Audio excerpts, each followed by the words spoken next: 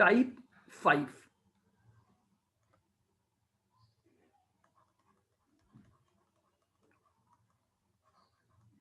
Inter process profit.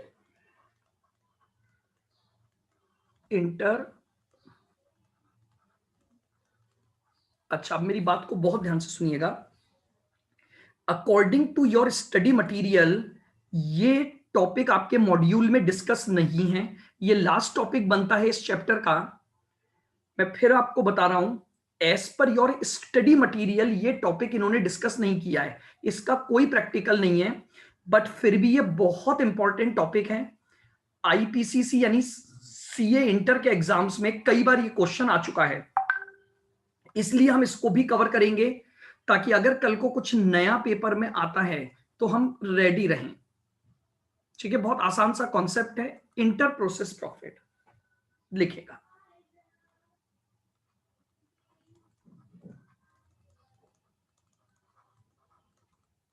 Sometimes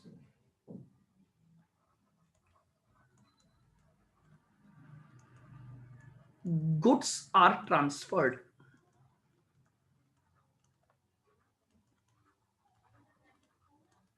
sometimes goods are transferred from one process to another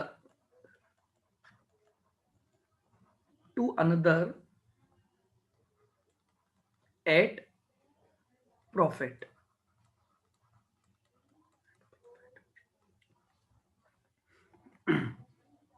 eight profit. देखिए, अभी तक आपने सो फार जितना भी ये प्रोसेस चैप्टर पढ़ा, आपने सिर्फ और सिर्फ एक चीज पढ़ी थी कि प्रोसेस 1 में जो कॉस्ट लगी एज इट इज वही कॉस्ट आपने प्रोसेस 2 पर ट्रांसफर कर दी।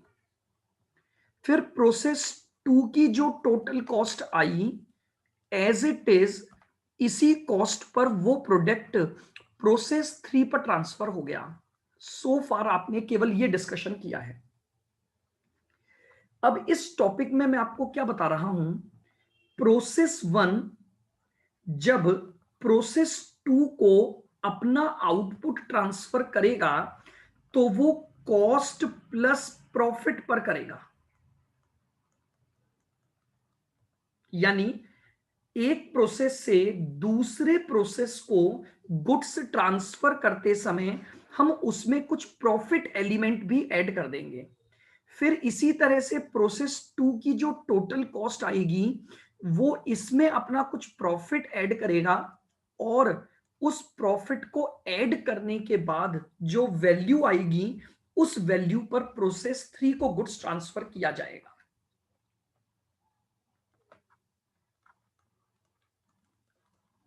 Due to adding some profit,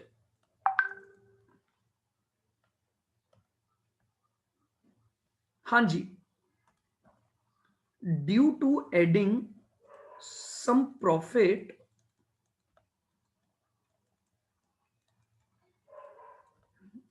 every process reflect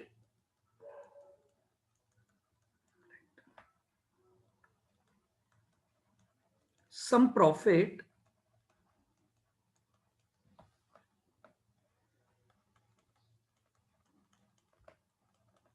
which is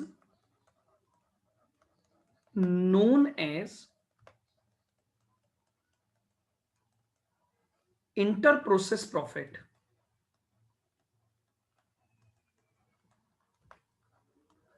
देखिए, बहुत सीधा सा एक कॉन्सेप्ट है, चूंकि हर प्रोसेस प्रोडक्ट को ट्रांसफर करते समय कुछ प्रॉफिट अर्न कर रहा है, तो हर प्रोसेस में एक प्रॉफिट रिफ्लेक्ट होगा आपकी बार, और उसी प्रॉफिट को हम नाम देते हैं इंटर प्रोसेस प्रॉफिट, यानी एक प्रोसेस से दूसरे प्रोसेस में कमाया गया profit.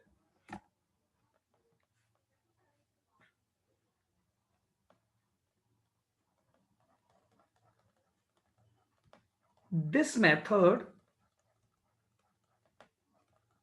is helpful for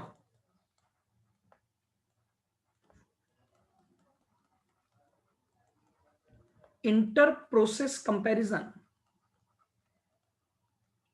inter process comparison.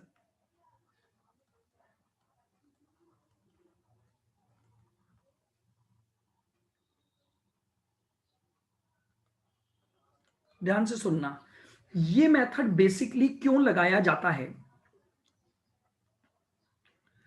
देखिए क्या होता है, जब है ना एक कंपटीशन की भावना पैदा होती है ना, तो आप ये मान के चलिए कि काम बहुत अच्छे तरीके से होता है। मेरी बात को बहुत ध्यान से सुनोगे आप। देखो क्या होता है, आपने प्रोसेस वन को क्या बोला कि भैया तू जितनी भी कॉस्ट इनकर्ड करेगा एज इट इज उसी कॉस्ट पर उस प्रोडक्ट को दूसरे प्रोसेस को दे दिया जाएगा। ठीक है। अब जानते हो जब कॉस्ट टू कॉस्ट ट्रांसफर होता है ना, तो हम किसी भी प्रोसेस की एक्चुअल एफिशिएंसी का पता नहीं लगा सकते। रीजन क्या है, वो जितनी कॉस्ट इनकर्ड करेगा उतनी कॉस्ट पर आप दूसरे वाले को ट्रांसफर कर दोगे। तो इससे उस प्रोसेस की एफिशिएंसी और डी एफिशिएंसी का पता नहीं लगा। लेकिन इस मेथड ने क्या बताया कि आपका प्रोसेस कितना एफिशिएंट है वो पता इस बात से लगाया जाएगा कि आप क्या प्रॉफिट अर्न कर रहे हैं। आपका प्रॉफिट का एक परसेंटेज होगा डिसाइडेड बाय द मैनेजमेंट कि भाई इस प्रोसेस में जो कॉस्ट आई उस कॉस्ट पर इतना परसेंट प्रॉफिट जोड़कर आप उसे दूसरे प्रोसेस को ट्रांसफर करो। ऐसा होने से हम क्या कर पाएंगे, अपनी इन आपस में भी प्रोसेस को क्या कर पाएंगे, कंपेयर कर पाएंगे। और अगर आप इनको कंपेयर करोगे ना, तो आपको पता लग जाएगा कि कौन सा प्रोसेस एफिशिएंट वर्क कर रहा है और कौन सा प्रोसेस इनएफिशिएंट वर्क कर रहा है। तो ये जो प्रोसेस का मेथड है ना, ये केवल इंटर प्रोसेस कंपैरिजन में मदद करता है। या मैं ये कहूं कि अगर मुझे इन दोनों प्रोसेस की एफिशिएंसी को चेक करना है तो ये मेथड काम में लिया जाता है। बिल्कुल नहीं अंजलि, प्रोसेस कॉस्टिंग में ऐसा नहीं होता। कॉस्ट प्लस प्रॉफिट पर ट्रांसफर नहीं करते हैं। आप रीजन समझिए, इसने जो प्रॉफिट कमाया तो इसकी कॉस्ट बढ़ गई कि नहीं बढ़ गई। आप सोच के देखो, अगर आप प्रॉफिट जोड़ जोड़ के ट्रांसफर करोगे तो फाइनल प्रोडक्ट बहुत ज्यादा महंगा हो जाएगा और फर्क कुछ भी नहीं पड़ रहा है कंपनी को, क्योंकि इसने जो प्रॉफिट कमाया एज इट इज वो इस प्रोसेस की कॉस्ट बनी। तो फाइनल प्रोडक्ट में तो ये नलीफाई हो गया, फाइनल प्रोडक्ट में तो ये नलीफाई हो गया। आप समझो, मान लो मैं आपको ये बोलता हूं कि P1 ने 4,000 की चीज 5,000 में इसको दी P2 को, तो इसने एक का प्रॉफिट कमाया तो इसकी कॉस्ट भी तो एक से बढ़ गई। तो कंपनी पर क्या फर्क पड़ा, कोई फर्क नहीं पड़ा। आप जानते हो ये तीनों प्रोसेस मिलाकर कंपनी एज अ होल है, तो इसलिए कंपनी पर कोई फर्क नहीं पड़ता है।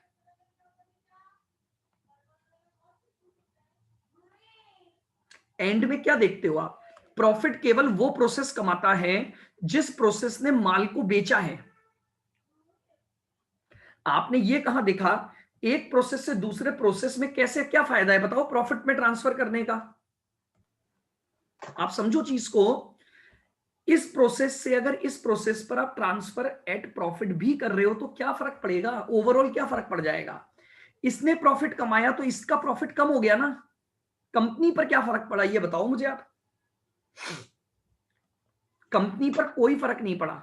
ये केवल इसीलिए मैंने क्या लिखा, इंटर प्रोसेस कंपैरिजन में काम आता है, फाइनल प्रोडक्ट पर इसका कोई इंपैक्ट नहीं पड़ता, क्योंकि एक का प्रॉफिट दूसरे की कॉस्ट आ जाती है। Now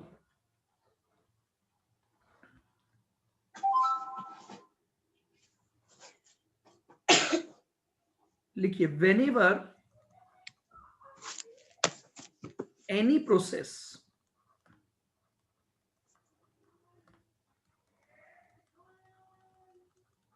having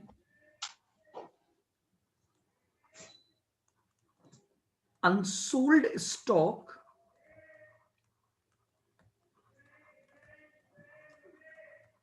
out of such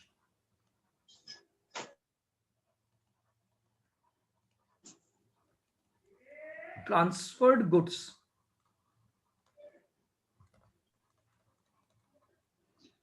then we must calculate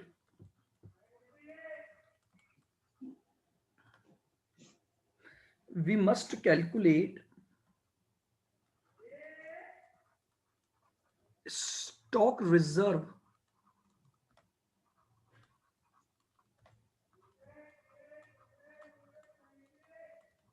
profit element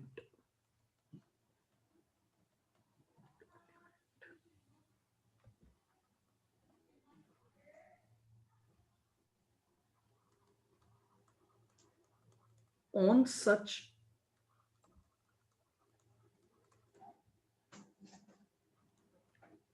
unsold stock. अब समझिएगा, प्रोसेस 1 से, ध्यान से सुनना मेरी बात को, प्रोसेस 2 में कोई माल गया, ये जो गया ये कॉस्ट प्लस प्रॉफिट पर गया था, ठीक है। अब मेरी बात को सुनना, इसके पास जितना भी क्लोजिंग स्टॉक बचा हुआ है, मुझे एक बात बताइए, क्या उस क्लोजिंग स्टॉक में दो बातें इंक्लूड है, कॉस्ट प्लस प्रॉफिट दोनों इंक्लूड है या नहीं है?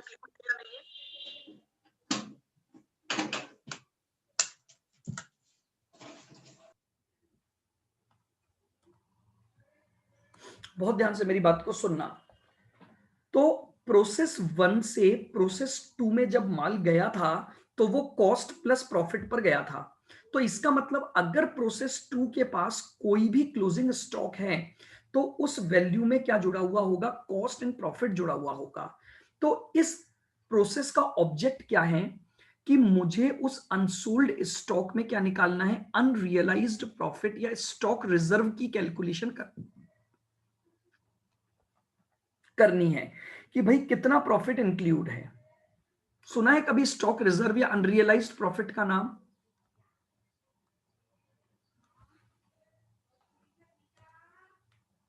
सुना है। कहां सुना है आप लोगों ने? कंसाइनमेंट में। वेरी गुड, बिल्कुल वही बात कर रहा हूं मैं यहां पर भी, कि अगर एक जगह से दूसरी जगह पर कोई भी गुड्स ट्रांसफर हुआ है एट अ प्रॉफिट, तो उसके प्रॉफिट को एलिमिनेट करना ही क्या कहलाता है, अकाउंटिंग ऑफ स्टॉक रिजर्व कहलाती है। तो हम यहां पर भी क्या करेंगे, स्टॉक रिजर्व कैलकुलेट करना होगा। बस बेसिकली ये एक प्रोसेस का दूसरा तरीका है, इसमें प्रोसेस अकाउंट एक डिफरेंट मैनर में बनाया जाता है। अब ये क्वेश्चन कैसे डील होता है तो हम एक एग्जांपल से इसको करते हैं, कैसे प्रोसेस अकाउंट बनेगा। लिखिएगा एग्जांपल।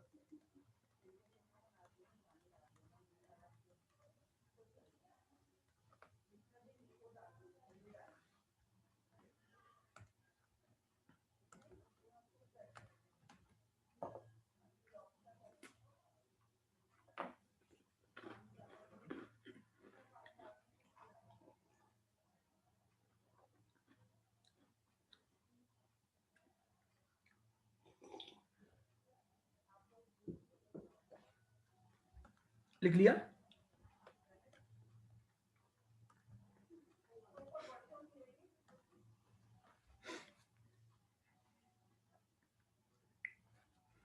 मैं शॉर्ट में डेटा दे रहा हूं।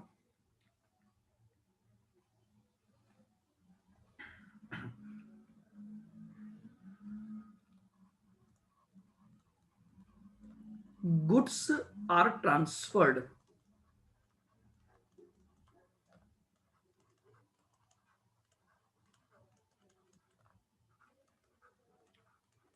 From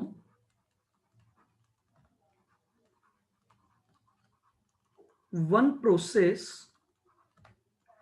to another another at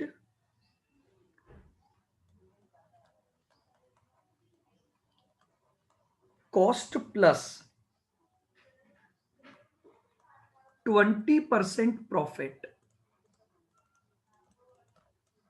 on transfer price या सेलिंग प्राइस।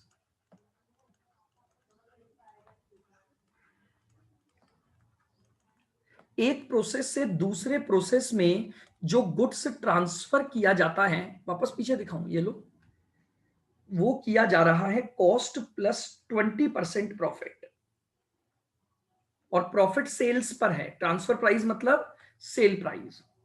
चलिएगा, अब आपको प्रोसेस एक्स, प्रोसेस वाई और प्रोसेस जेड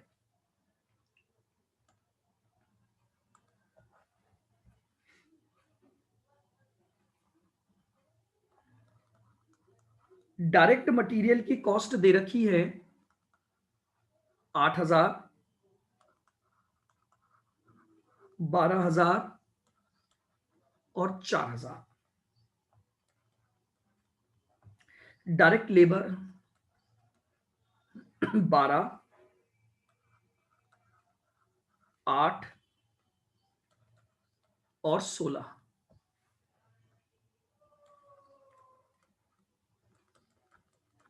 क्लोजिंग स्टॉक, इस प्रोसेस में 4,000 का क्लोजिंग स्टॉक है, इस प्रोसेस में 8,000 का क्लोजिंग स्टॉक है, और इस प्रोसेस में 12,000 का क्लोजिंग स्टॉक है।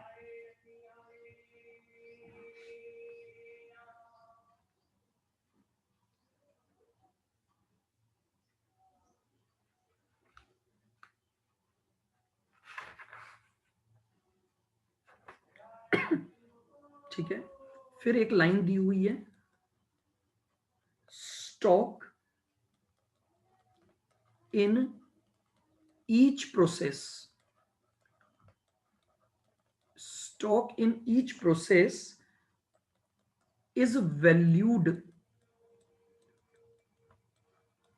Eight prime cost. सुना है कभी प्राइम कॉस्ट का नाम? आपके एक पूरा चैप्टर भी आएगा।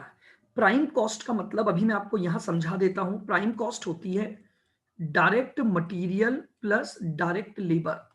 इसे क्या बोला जाता है? प्राइम कॉस्ट बोला जाता है। डायरेक्ट मटेरियल प्लस, हाँ, कॉस्ट शीट में। अच्छा, कॉस्ट शीट पड़ी हुई है क्या आप लोगों की?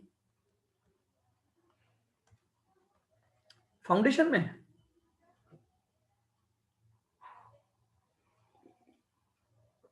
अरे वाह, फिर तो कोई दिक्कत ही नहीं है।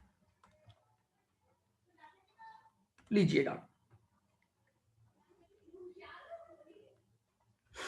Prepare process account. छोटा सा एग्जांपल लिया है मैंने, प्रिपेयर प्रोसेस अकाउंट। मुझे आपको बस इंटर प्रोसेस प्रॉफिट का ट्रीटमेंट समझाना है, तो एक छोटे से एग्जांपल से हम इसको कर रहे हैं। हाँ, यहां पर अपन डिटेल में पढ़ेंगे कॉस्ट शीट, आप निश्चिंत रहिए। मैं सबसे पहले आपके इंपॉर्टेंट चैप्टर लूंगा ताकि आप उनको 2-2, 3-3 बार रिवाइज कर सकें, क्योंकि देखिए ये चैप्टर ऐसे हैं जो बहुत स्कोर करवाएंगे आपको। कॉन्ट्रैक्ट हो गया, प्रोसेस हो गया, इजी चैप्टर हैं और मार्क्स बहुत अच्छे दिलवाते हैं, फुल आउट ऑफ फुल।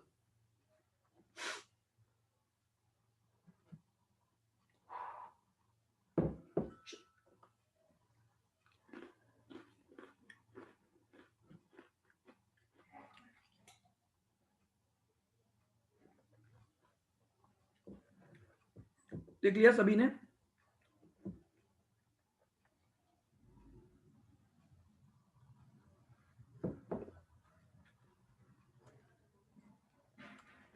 अब देखिए प्रोसेस अकाउंट बनता कैसे है इंटर प्रोसेस प्रॉफिट के केस में। फॉर्मेट देखिएगा,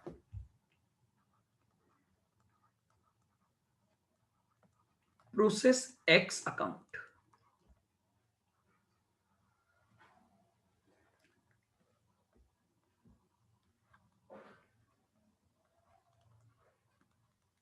पर्टिकुलर कॉस्ट का कॉलम, प्रॉफिट का कॉलम और टोटल का कॉलम। यहां पर क्वांटिटी से मुझे कोई मतलब नहीं है। फिर पर्टिकुलर कॉस्ट का कॉलम, प्रॉफिट का कॉलम और टोटल का कॉलम।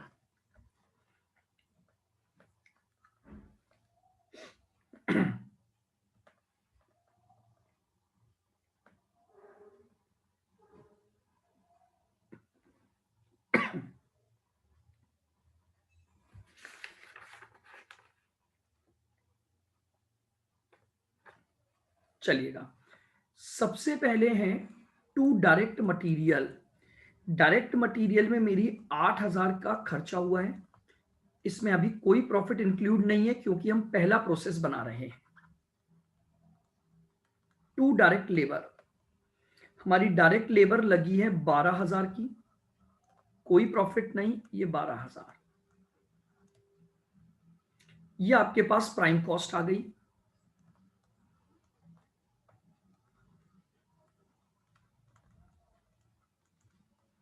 प्राइम कॉस्ट,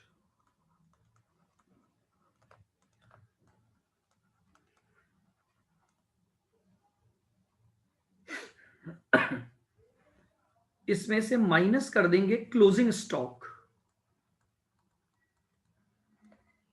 तो अभी आपको क्लोजिंग स्टॉक की वैल्यू दी हुई है कितनी, 4,000। व्हाट डज इट मीन, आपने जो टोटल 20,000 का गुड्स बनाया, इसमें से 4,000 का तो अपने पास ही रख लिया। तो इसका मतलब ट्रांसफर कितना किया होगा आपने? आप समझ रहे हैं मेरी बात को? आपने प्रोसेस एक्स ने टोटल 20,000 का गुड्स बनाया, उसमें से 4,000 का तो अपने पास रख लिया। तो इसका मतलब यह हुआ कि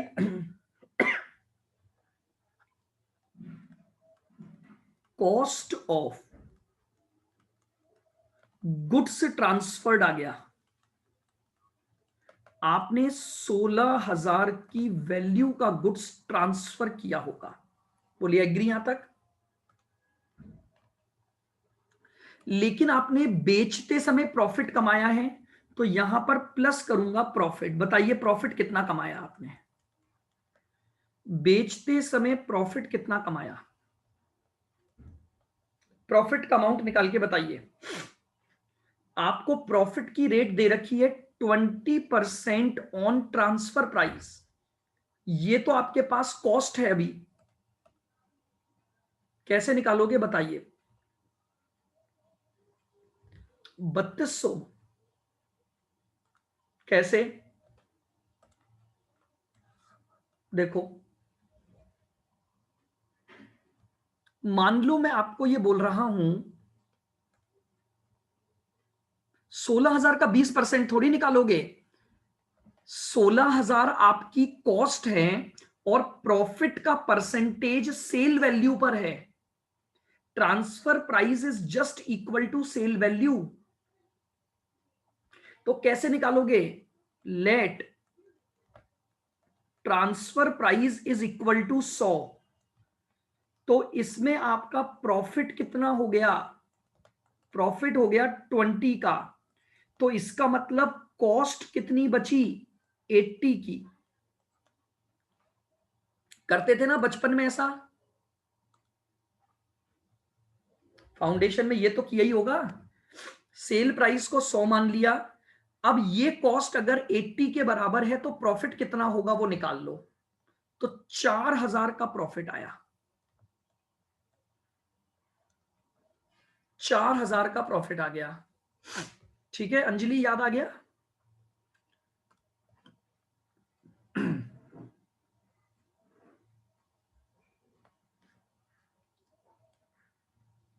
चलिएगा, यानी हमने 16,000 की तो कॉस्ट, 4,000 का प्रॉफिट, टोटल 20,000 की वैल्यू हमने ट्रांसफर कर दी नेक्स्ट प्रोसेस में।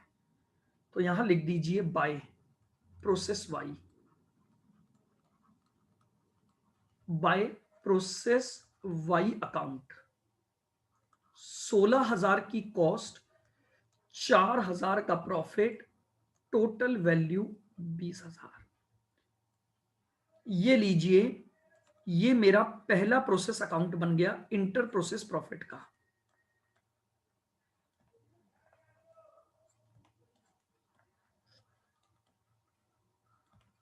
लीजिए, डिफरेंस समझ आ रहा है? कुछ नहीं करना है, सिंपली बस कॉस्ट पे ट्रांसफर होता था, अब कॉस्ट में हम एक प्रॉफिट एलिमेंट प्लस करेंगे और उस पर ट्रांसफर हो जाएगा।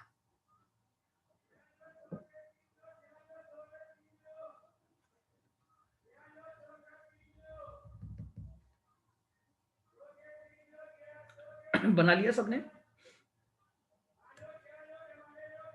आइएगा प्रोसेस वाई बनाते हैं अब अपन।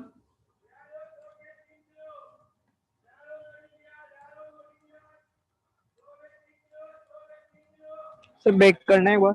हाँ जी, प्रोसेस वाई लीजिए, बना लीजिए आराम से।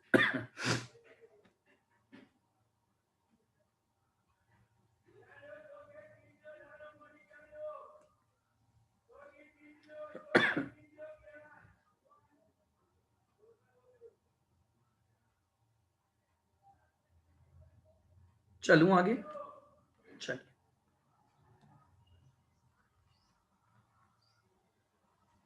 अब बनाएंगे प्रोसेस वाई।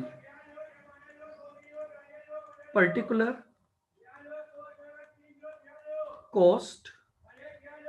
सर 1 मिनट के लिए बैक करना। अरे भाई नहीं लिख पाएंगे अभी तक, लिखो जल्दी।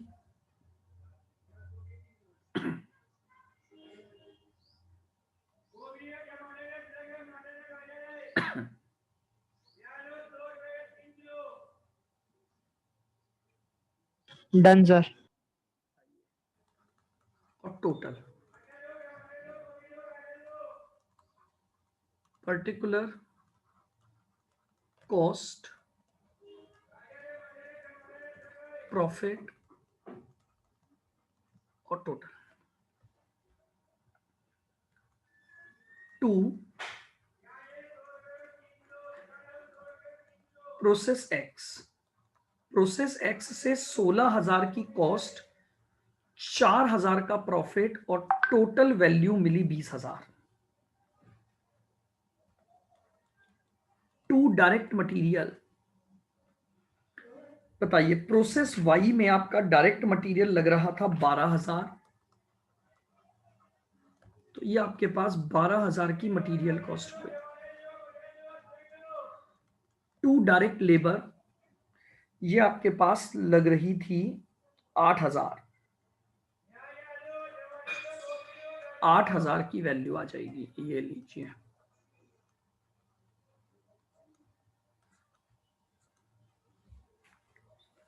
ये हो गया टोटल यहां तक 36,000, 4,000 का प्रॉफिट, 40,000 माइनस करेंगे क्लोजिंग स्टॉक। बताइए क्लोजिंग स्टॉक की टोटल वैल्यू कितनी दे रखी है? 8। अब मुझे बताइए, क्या इस क्लोजिंग स्टॉक में प्रॉफिट इंक्लूड होगा कि नहीं होगा? 100% होगा। कैसे होगा, मेरी बात को सुनना। मुझे यह पता है कि टोटल 40 में से 8 बचा हुआ है और इस 40 में 4,000 का प्रॉफिट भी इंक्लूड है, तो मैं प्रपोर्शनेट निकाल लूंगा कि बताओ इस 8,000 में कितना प्रॉफिट इंक्लूड है। टोटल 40,000 की वैल्यू है, उसमें अगर 4,000 का प्रॉफिट है, तो मुझे बताइए प्रपोर्शनेटली इस 8,000 की वैल्यू में कितना प्रॉफिट इंक्लूड रहा होगा। निकाल सकते हो प्रपोर्शनेट अमाउंट? 4,000 का प्रॉफिट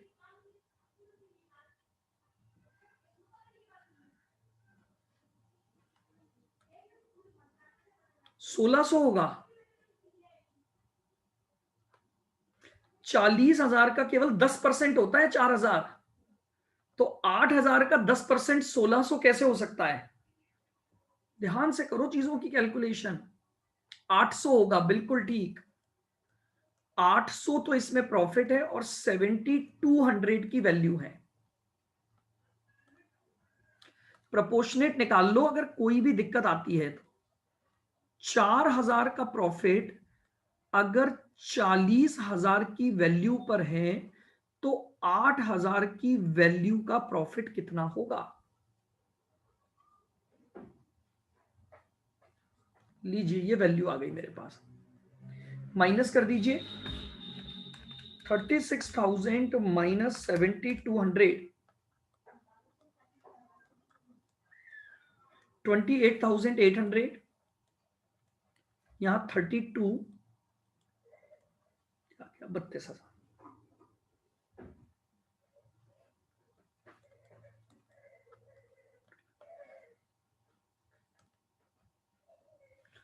क्या नहीं सर, आया बताओ? तो फिर ऐसे ही प्रोपोर्शनेट निकालेंगे क्या अपन? प्रोपोर्शनलिटी निकालना पड़ेगा ना, आप कैसे बताओगे? नहीं तो भाई मैं एक बहुत सीधी सी बात बोल रहा हूं, मेरे पास 40,000 की टोटल वैल्यू जो है उसमें 4,000 का प्रॉफिट है, तो हर एक रुपए पर प्रॉफिट निकाल लिया, तो 8,000 में कितना प्रॉफिट इंक्लूड है, बस ये कैलकुलेट करना है प्रोपोर्शनेटली। अरे प्रॉफिट तो हो गई ना। मुझे एक बात बताओ, आप समझो मेरी बात को अनुश्री, आपके पास टोटल 40,000 का माल आया था वाई के पास, लेकिन वाई के पास जो माल आया था उसमें प्रॉफिट जुड़ा हुआ है ना एक्स का, आपके लिए तो ये कॉस्ट है पूरी। बट प्रैक्टिकली सोचो, वाई को जो टोटल गुड्स मिला उसमें 4,000 का प्रॉफिट इंक्लूड है या नहीं है? हाँ बिल्कुल भाई, इनपुट में ये ऐड था प्रॉफिट। आप समझ रहे हो, मैंने प्रॉफिट कमाकर अगर माल बेचा तो मेरे प्रॉफिट का एलिमेंट भी तो सामने वाले की कॉस्ट में जुड़ गया। तो मैं तो एक सिंपल सी बात बोल रहा हूं, मुझे वही प्रॉफिट एलिमेंट अलग अलग शो करना है। मैंने एक सिंपल सा इक्वेशन लिया, 40,000 की वैल्यू में अगर 4,000 का प्रॉफिट है तो 8,000 की वैल्यू में प्रॉफिट का अमाउंट कितना होगा, बस ताकि वो एलिमिनेट कर सकूं। स्टॉक रिजर्व निकाल रहा हूं मैं, मुझे ये कैसे पता लगेगा कि इस 8,000 में कॉस्ट कितनी है और प्रॉफिट कितना है? आपने किया हुआ है ये तो कंसाइनमेंट में, चाहो तो आप पहले परसेंटेज निकाल लो कि अगर 40,000 में 4,000 का प्रॉफिट है तो 10% प्रॉफिट हो गया कि नहीं हो गया? तो वो 10% इसका प्रॉफिट है और ये कॉस्ट है। आइए अब ये भी अपना प्रॉफिट जोड़ेगा, बताइए अब ये अपना प्रॉफिट कैसे जोड़ेगा? वही बात यहां पर भी,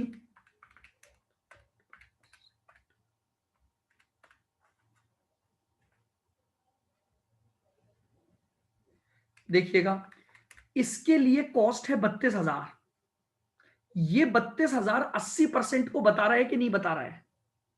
अब यहीं पर बस गलती होती है, हम इस पर निकाल देते हैं प्रॉफिट। नहीं, मुझे एक बात बताओ, प्रोसेस वाई के लिए कॉस्ट तो यही मानोगे ना? एक्स ने अगर प्रॉफिट कमाकर माल बेचा, आप अपनी कॉस्ट किसे मानोगे? 28,800 को मानोगे या 32,000 को मानोगे, बताओ?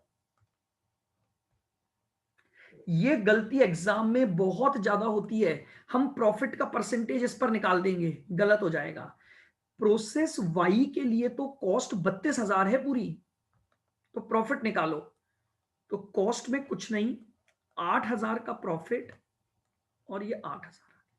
तो बताइए हमने कितनी वैल्यू ट्रांसफर करी? अब हमने 28,800 का गुड्स, 11,200 का प्रॉफिट और टोटल वैल्यू 40,000।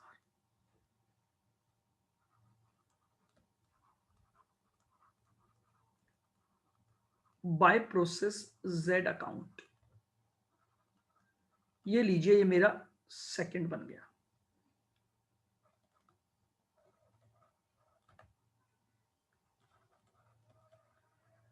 ये मेरा सेकंड प्रोसेस कंप्लीट हो गया, process why.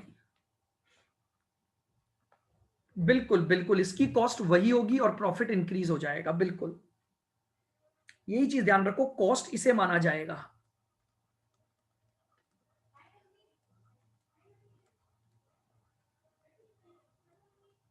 Cost of process Y. चलिए फटाफट से हम बना लेते हैं, इसको बनाइए। फिर हम बनाएंगे प्रोसेस जेड, खत्म हो जाए हमारा ये काम।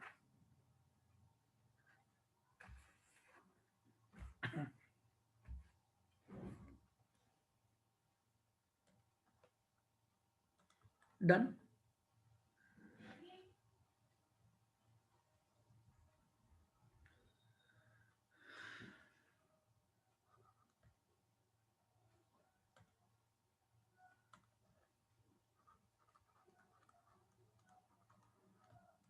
Process Z account,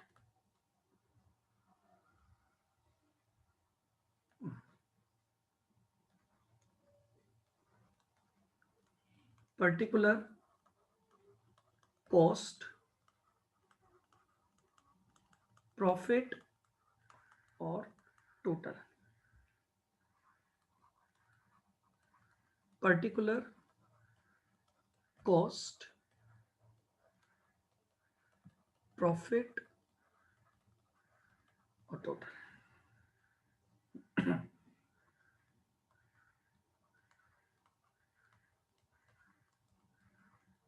to process why कितना आया था? 28,800 तो कॉस्ट थी, 11,200 का प्रॉफिट आया था आपके पास, तो टोटल वैल्यू 40,000 की आपको रिसीव हुई थी।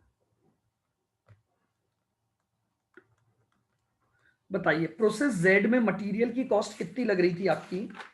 तो प्रोसेस जेड में मटेरियल लग रहा था 4,000 का,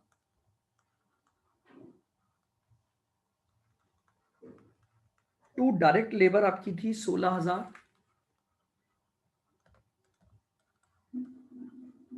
ये लीजिए टोटल वैल्यू आ गई। कितना हो गया ये? 48,800, 11,200, 60,000।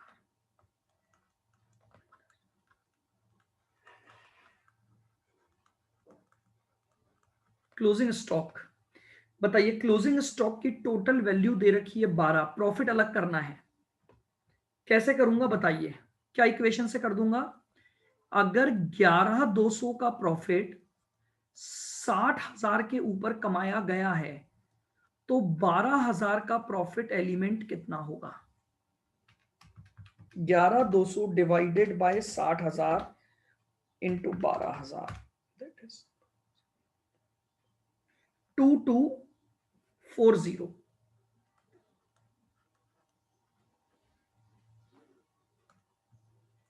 कॉस्ट बताइए, तो 12,000 माइनस 2240, तो 9760, ये लीजिए 48,800 में से 9760 का क्लोजिंग स्टॉक माइनस हो गया। हमने 39,040 की कॉस्ट का माल, 11,200 माइनस 2240 का प्रॉफिट आ गया, ये इसका प्रॉफिट जुड़ा हुआ है, टोटल 48,000।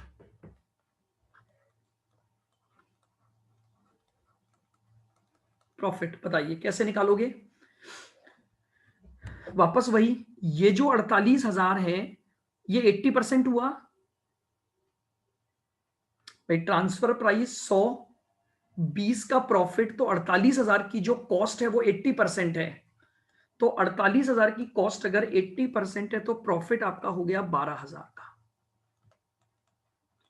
इतने पर आपने ये गुड्स फिनिश्ड स्टॉक को ट्रांसफर कर दिया। 39,040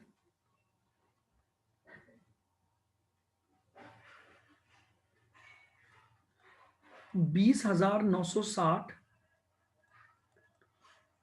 टोटल 60,000 बाय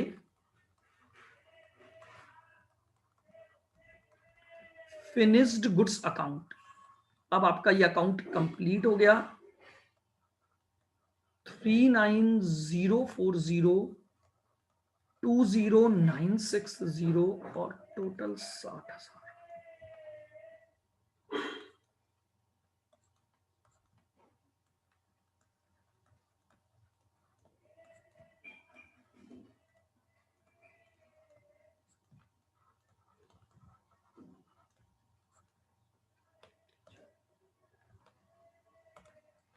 ये लीजिए, ये आपके पास प्रोसेस जेड का अकाउंट बन गया।